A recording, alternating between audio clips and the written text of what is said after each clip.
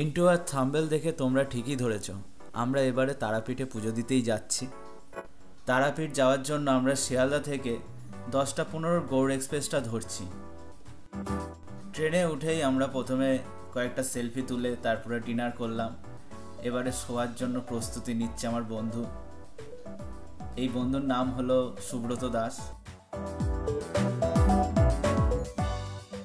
তো এই ট্রিপে থাকছে সুব্রত ওরফে টান্ডু, তার সাথে থাকছে আমার ওয়াইফ নেহা, আর এইদিকে হচ্ছে টান্ডুর বউ প্রিয়াঙ্কা।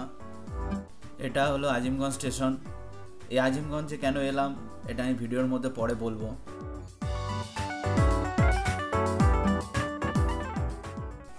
এখন বাজে সকাল 8টা, আমরা এখন রামপুরা স্টেশনে। তোমরা হয়তো ভাবছো যে আমরা রাতের ট্রেন ধরেছি, তো এত দেরি হলো কেন রামপুরা স্টেশন আসতে। হ্যাঁ বলবো, তবে অটোতে ওঠার পর। এখন রামপুরা স্টেশনে নেবে আমরা তাড়াতাড়ি করে অটো স্ট্যান্ডে চলে এসেছি। লাল গাড়িগুলোর ভাড়া হলো 30 টাকা, অটোগুলোর ভাড়া 40 টাকা, টোটো ভাড়াও 40 টাকা।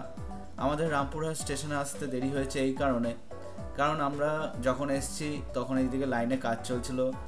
ব্যান্ডেলের পর ডাইরেক্ট ট্রেন দাঁড়াচ্ছিল ফারাক্কা। আমরা টিটিকে জিজ্ঞাসা করতে আমাদের বললো আজিমগঞ্জে নামতে। তো আজিমগঞ্জ থেকে আমরা 4:35-এর ট্রেন ধরে চলে আসি রামপুরহাটে 8টার সময়। অটো থেকে নামলাম দ্বারকা লজের সামনে, ঠিক পাশের রাস্তাটাতেই ছিল আমাদের হোটেল। আর এদিকে দেখতে পাচ্ছ তারাপীঠে মায়ের মন্দিরে যাওয়ার ব্রিজ। আমরা যেই হোটেলটায় ছিলাম সেই হোটেলটার নাম হলো হোটেল দ্বীপ। দেখতে পাচ্ছেন এই হোটেলটাতেই আমরা ছিলাম। তারাপীঠের হোটেলগুলির মধ্যে এই হোটেলটা খুব ভালো হোটেল, কিন্তু এই রুমটার বাথরুমে একটি প্রবলেম ছিল, যার জন্য মালিক আমাদের বলেছিল যে এই রুমটা চেঞ্জ করে দেবে। 8:30 বাজে, 9টা 9:30 মধ্যে হয়ে যাবো পুজো দিতে।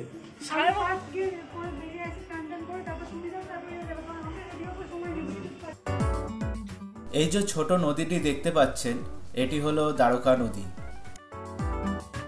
এমনিতেই আমাদের দেরি হয়ে যাওয়ার জন্য আমরা তাড়াতাড়ি ফ্রেশ হয়ে এখন যাচ্ছি মায়ের মন্দিরে পুজো দেওয়ার জন্য।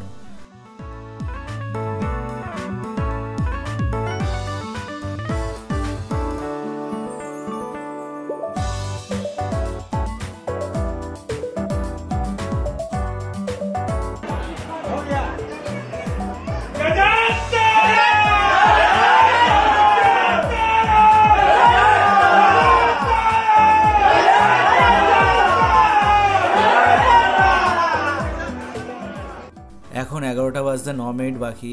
আমরা এখন লাইনে দাঁড়িয়েছি। আমরা ডিসেম্বরের 22 তারিখে এসেছি, তাই এখানে এই সময় থেকে ভিড়টা শুরু হয় জানুয়ারির 10 তারিখ অবধি। এখন 11:30 বাজে। আমরা ফার্স্ট লাইন থেকে সেকেন্ড লাইনে এসে গেছি। এখানে 3 ধরনের লাইন আছে, 300, 500 আর 1000। আমি জেনারেল লাইনেই দাঁড়ালাম, কারণ মায়ের কাছে পুজো দেবো, একটু সময় নিয়ে দিই না হয়। এখন বাজে 11:36 আর আপনারা দেখতে পাচ্ছেন প্রায় সিঁড়ির কাছে আমরা এসে গেছি। লাইনটা খুব ভালোই এগোচ্ছিল। জেনারেল লাইন হলে কী হবে, কিন্তু লাইনটা খুব ভালোই এগোচ্ছিল।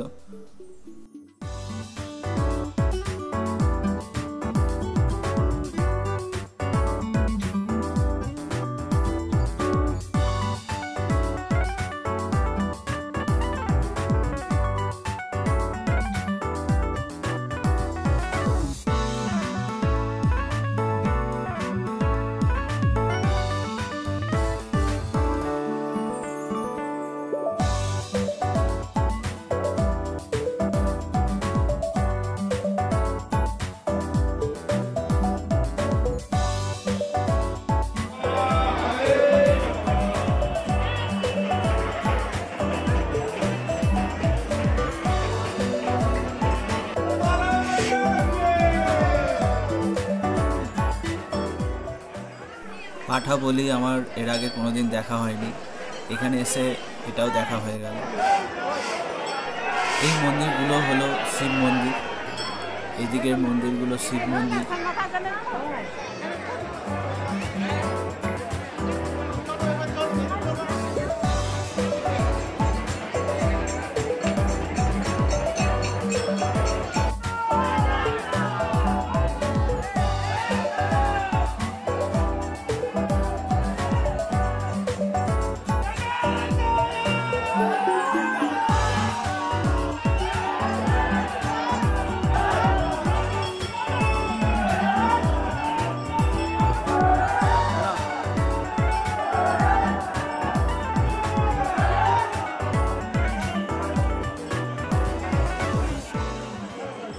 আমরা এখানে ঢোকার আগে মাকে স্নান করানো হয়েছিল।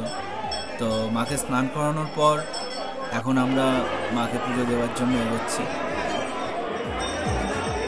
এটা হলো এক চক্র ধামের প্যাকেজ।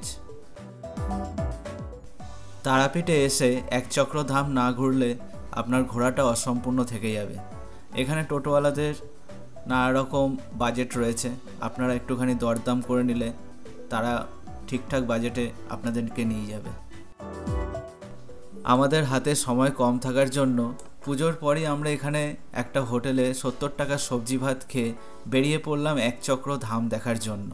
তবে হ্যাঁ, এখানের রান্না খুবই সুন্দর ছিল, আমার তো খুব ভালো লেগেছে, আর আমার বন্ধুও তার প্রকাশ করছে খুব সুন্দরভাবে।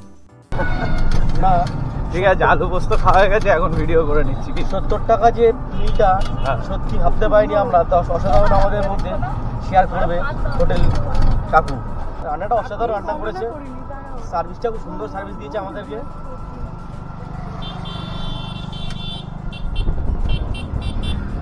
এখানে খুব বড় বড় পুকুর আছে। হ্যাঁ, পুকুর আছে, ঘাটটা মনে হয় ভেঙে গেছে। হ্যাঁ হ্যাঁ হ্যাঁ।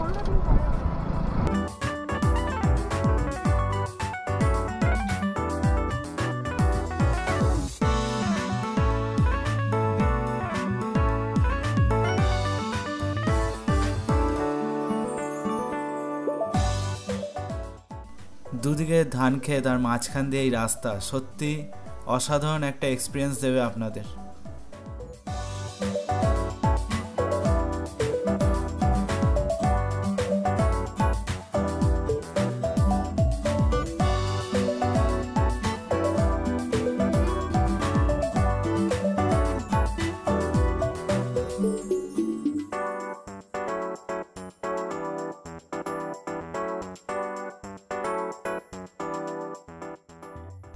এটি হলো সিংহদুয়ার। এখানে রাধাকৃষ্ণের খুব সুন্দর একটা মন্দির আছে। এই দুয়ার দিয়ে ঢুকতে প্রথমেই পড়বে ডান দিকে একটি শিব মন্দির।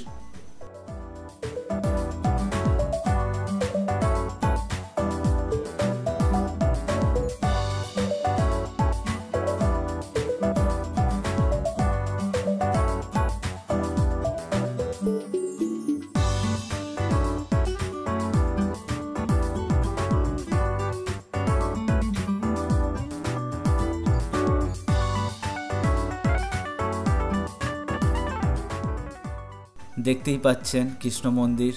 মন্দিরটি খুব সুন্দর, কিন্তু ভেতরে ক্যামেরা নিয়ে ভিডিও করা যাবে না, তাই ভেতরের কোনো ভিডিও আমি আপনাদের দেখাতে পারলাম না। শুধু বাইরে থেকেই এই মন্দিরগুলোর ভিডিও আমি আপনাদেরকে দেখাবো।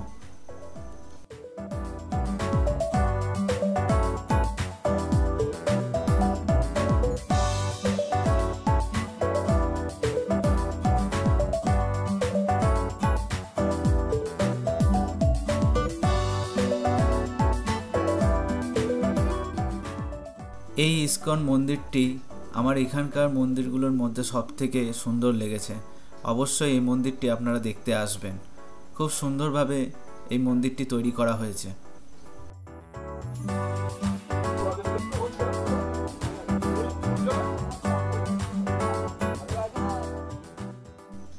এই হাটগড়া আশ্রমের এই পুকুরের তলায় আছে এক মন্দির, কৃষ্ণ মন্দির, যার চূড়াটা আপনারা দেখতে পাচ্ছেন জলের ওপরে।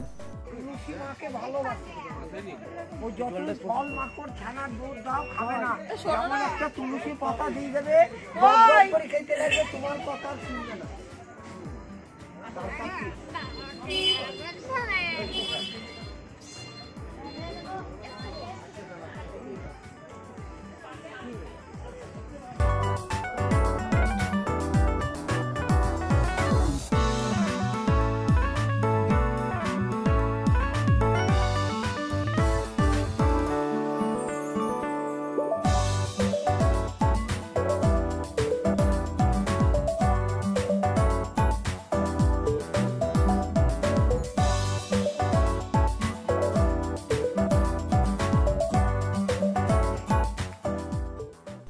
এক চক্র ধাম ঘুরে আমরা যখন হোটেলে আসি তখন আমাদেরকে নতুন রুমে শিফট করা হলো।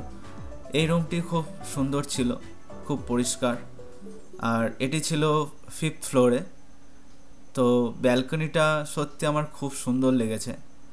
আপনারাও দেখুন, ব্যালকনি থেকে দ্বারকা নদীটা পুরো দেখা যাচ্ছে, এমনকি ব্রিজটাও দেখা যাচ্ছে, আর লোকজন, পুরো পরিবেশটা খুব সুন্দর লাগছিল ব্যালকনি থেকে।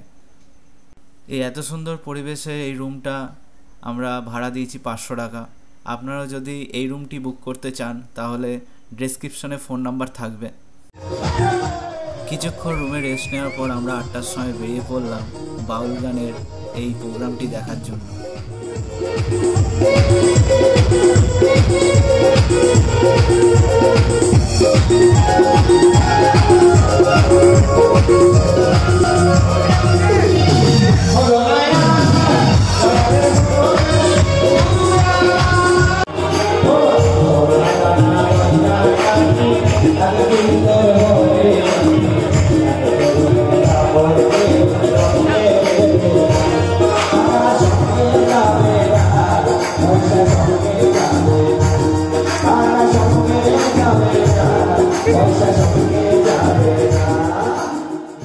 এখানে আমি আমার বন্ধু কিছুক্ষণ হলো খুব এনজয় করলাম, আর রাতের মহা শ্মশান থেকে হোটেলের দিকে ব্যাক করলাম।